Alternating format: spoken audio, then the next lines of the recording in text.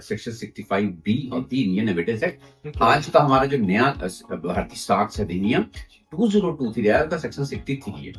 Almost चीजें वैसी हैं, लेकिन थोड़े से अमेंडमेंट चाहिए। लेकिन सबसे इंपॉर्टेंट का सेक्शन 63 सब क्लास 4 63 है, बहुत इंपॉर्टेंट बात।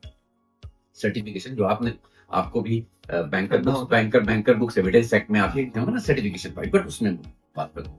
सपोज एक पुलिस ने एक किसी अक्यूज की सीडीआर निकाली, पॉलिटिकल रिकॉर्ड कौन देता है? जो सर्विस प्रोवाइडर, ठीक है ना।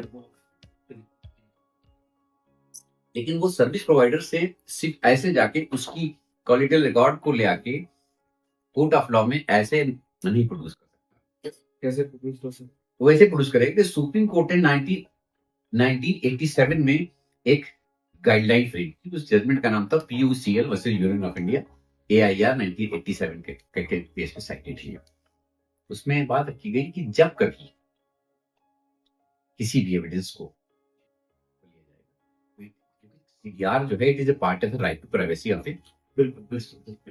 और मैं किसी का सीडीआर ले रहा हूँ तो किसी violation of it, but in case of any investigation कोई स्पेसिफिक रीजन है तो आप तो उसके लिए पहले परमिशन होनी चाहिए। इसका मतलब तो एक डिस्ट्रिक्ट का जो पुलिस चीफ है, HSP है, वो स्टेट के चीफ सेक्रेटरी को एक 7 दिन की परमिशन, जैसे इलेक्ट्रॉनिक सर्विलांस किया जाता है, इलेक्ट्रॉनिक सर्विलांस वैसे ही 7 दिन परमिशन मिलती है चीफ सेक्रेटरी से, फिर बढ़ना होता है वैसे ही मिलती है, without taking permission from chief secretary. और उस प्रोसीजर को फॉलो किए बिना हम किसी के अगर कॉल लेटर रिकॉर्ड या telephone tapping court of law में रखते हैं तो ये एक इलीगल टैपिंग है और it can not be evidence. अच्छा, मतलब अगर उसमें सबूत मिल जा रहे हैं तो भी आप उसको टूल एज ए टूल इस्तेमाल कर सकते हैं, लाइक नार्को टेस्ट में narco test is not an evidence, not evidence नहीं, लेकिन एक टूल, ये टूल है टू एलिसिट द क्राइम।